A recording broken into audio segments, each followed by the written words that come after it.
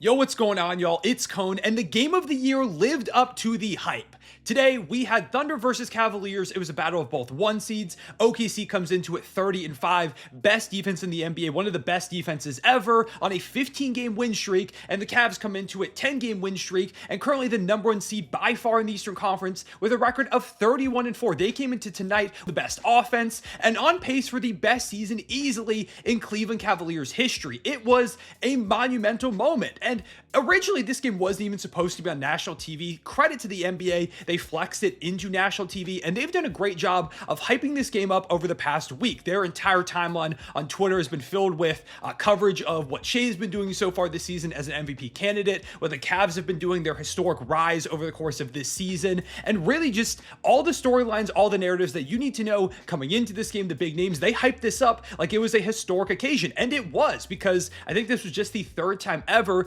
that two teams came into a game where one had a 15-game win streak and the other one had a 10. It's one of the rare times ever that both these teams coming into a game have had this high of a winning percentage this late into the season. It was historic. It was hyped up as game of the year, as a big time moment, and it lived up to it. It was the definition of back and forth. Cleveland started off right, then the Thunder caught fire, and then it was really back and forth, and then the Cavs really started to take over at the end. Neither team ever led by 10 plus. There were 30 lead changes, 8 ties. It's everything you could have asked for. And in the end, the Cavaliers do come out on top. And as a Thunder fan, you know, it's not the outcome that I wanted, but I just can't be upset because it was just such good basketball. It's one of those games where you really get the NBA Finals feeling in a game in January. It doesn't happen often, but when it does, it is extremely special. It really feels like these could be the two teams facing off when we get to the finals in June. For Cleveland, credit to them. The way that they played tonight was how they've played all season, and they put up 129 points on by far the best defense in the league, and it was the typical combination of guys that you see. Although Donovan Mitchell, really not a good game for him. 3 of 16, 11 points. Lou Dort did a fantastic job, but he hit some big buckets down the stretch, still had 4 dimes, and he was still really scary anytime he shot the ball. Meanwhile, Darius Garland, amazing. 18 points from him, 7 dimes. Felt like he just kept knocking down floater after floater, had 2 and 1s back to back. Max Strus, 5 of 6 from the outside for 17 points. Dean Wade also felt like he couldn't miss. He had 3 threes. And the real stars of the show for this Cavs team were Evan Mobley and Jarrett Allen. And I remember for the past year, couple of years, the conversation has been, can these two bigs coexist? And this season, you're seeing exactly how they can, because Mobley has really evolved as a ball handler, as an all-around offensive player, and Allen is still that elite rebound grabber, that play finisher. There was one moment in this game where Mobley threw a lob to Jarrett Allen, and that's those moments where you can really see why this duo works. Allen, 25 points, 12 rebounds, 6 assists, 3 steals, and a block. 8 of those rebounds being offensive. He was a monster, really just extending possessions continuously for Cleveland. And against this OKC defense, that's what you have to do, especially with no Chet Holmgren out there for the Thunder. You have to take advantage of the size mismatch. You have to take advantage of your ability to just way out rebound them. And Cleveland did exactly that. Mobley, 21 points, 10 rebounds, 7 assists, 3 assists away from a triple double. He had a couple of offensive boards, didn't hit a 3 in this one, but was overall 8 of 13 shooting from the floor.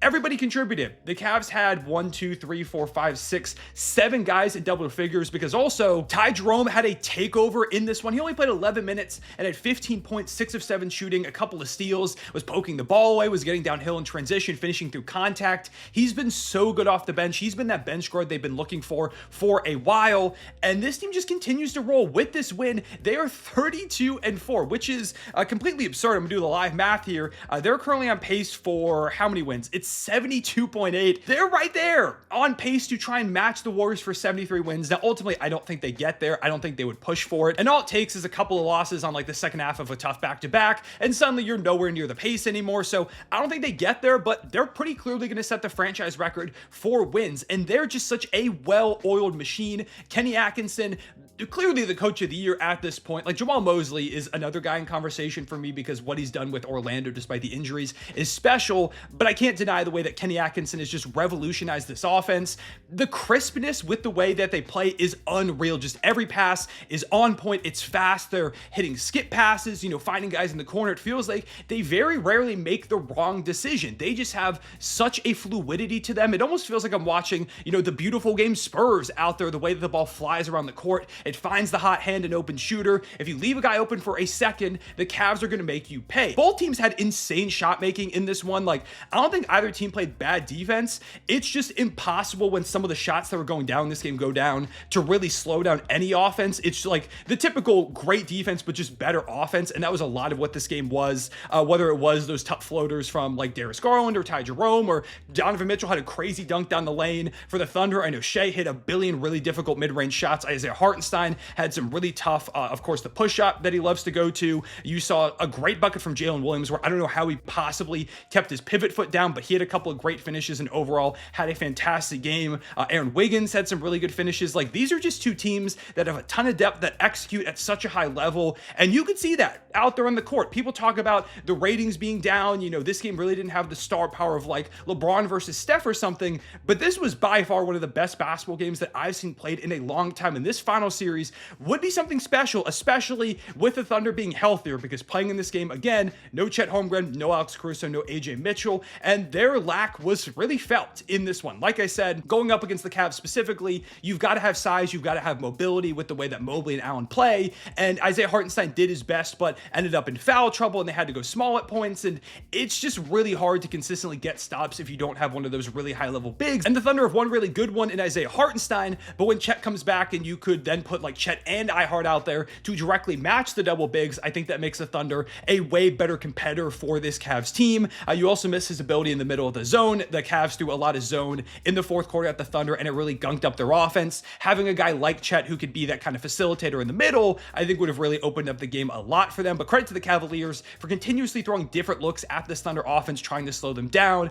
forcing a good number of turnovers. The Thunder very rarely have less steals than turnovers, and in this game, 13 turnovers to 9 steals. The Cavs lost the turnover battle, but it was only by a couple, and that's hard to do against this OKC team that forces them relentlessly. On the Thunder side, credit to Shai, 31, 5, 4, 3, and 2. I mean, he had a great game. Really couldn't get the threes to fall early on, even though I felt like they were pretty good looks, had 5 turnovers, and that's a credit to, again, the Cavaliers just continuously throwing different looks at him. J-Dub had an amazing game, 25 points, 5 rebounds, 9 assists, 3 steals, and a block. He's really been in a slump offensively as of late, but turned up a lot when they needed it. When Shai was in foul trouble in the third quarter, he had to go to the bench early with 4 of them. Casey Wallace had 15 points, 3 assists, 2 rebounds, played some great defense, 3 of 3 from the outside. Another great Aaron Wiggins game. Yeah, I mean, this was just a heavyweight bout, a battle between the two best teams in the NBA so far this season. And again, this would be such a special final series. I really wish the rematch for these two teams wasn't coming in just a week. Now, I'm excited about it because this game was awesome, but I really wish it was happening in like a March or an April when we knew Chet was going to be back, to see how these two teams match up with the extra big man out there for the Thunder, that extra defensive presence, because I think it's a lot harder for the Cavs to get downhill and get off some of those floaters if you've got a great rim protector, one of the best in the world, like Chet Holmgren down there. And I love to think about how does, Kenny Atkinson counter the Thunder having a little bit more size, does the rebounding battle shift? It's just going to be such a chess match to see what it looks like going into their next game and a final series. I mean, Mark Daigneault and Kenny Atkinson are two of the best coaches in the entire sport. To see the way that they would adjust against each other, the game-to-game shifts in strategy, how much zone does Cleveland continue to throw at the Thunder? Can Mark Daigneault scheme something up to break that a little bit? What does Donovan Mitchell look like in other games? Because I thought Lou Dort did a great job on him this game, but he also just missed some typical shots you expect. If he has a great game, what happens to some of the other guys? I just cannot stop thinking about how good of a final series this would be.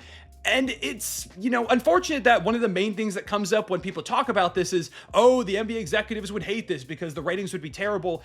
I feel like if there's good basketball, people will show up. I mean, we talk about that Suns-Bucks finals a few years ago where, a lot of people were like, it's boring, I don't want to watch it. And it was one of the best finals we've had in like the last decade. That one was iconic. I think this Thunder Cavs one would be another one of those. So yeah, I just really enjoyed this game. The atmosphere was amazing. It lived up to the hype. This is why if you were the NBA, you need to market these smaller market teams. You need to push these young stars, these great squads. People will tune in and watch. My entire timeline was raving about this game as it was happening, and it felt like the hype was really able to be built up. And now that this game has happened, if there's another good game when they rematch in about a week here, if these two teams match up in the finals, I think the hype could really build up. It might not reach the ratings of two of the biggest name stars, like somehow like LeBron is in the finals or something like that, but I think you would get a lot of people really tuning in. And it takes time to build stars up. Like Shai's got to continue continue to be built up as the MVP frontrunner right now, and you've got to continue to build this Cavs team as a juggernaut. It's going to take time, and I think people really are starting to see the hype with a game like this. I had multiple people text me both about the Thunder, how good they were, but also about Cleveland, saying, wow, this Cavs team, I wasn't sure if they were flukes or not,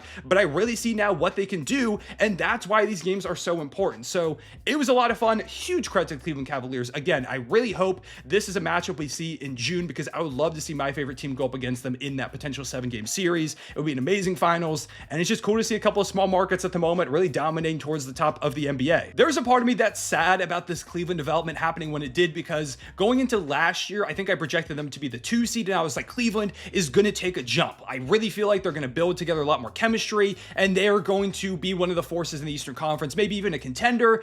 And then, of course, they dealt with a billion injuries. Now, I didn't anticipate them last year looking anything like they look like this season, but I have to wonder, what would they have looked like if they were healthier? Obviously, Kenny Atkinson coming in too makes a difference, but I was on the Cavs hype, and then I weaned off it a little bit this season, and here they are being game-breaking. They've been phenomenal, man. As a big Evan Mobley fan from day one, this is also super cool to see. I'm glad they didn't trade anybody. They went ahead, they said, we'll see how we look with a new coach, and it's working. It's more than working. They look like the biggest threat in the Eastern Conference right now, and it felt like, once again, the Celtics were going to have challengers, but that they were still the clear favorite in the East. I don't think that's the case anymore. I think a Cleveland Celtics Eastern Conference Finals is going to end up happening, and it's going to be some of the best basketball we've seen in a while, and if a Thunder Cavs Finals happens, it's going to be peak. So yeah, I just wanted to talk about the game of the year so far. For sure, lived up to the hype. The expectations were met. Excited to see what it looks like in another week if these two teams play when Chet comes back. Let me know what you thought about this game. What were your big takeaways? How do you feel about both teams going into a potential final series if it does end up happening? Leave a like, subscribe if you enjoyed the video, hit the notification bell so you don't miss out on future uploads. And yeah, appreciate y'all watching. I'll see y'all later. Ray one, say it back.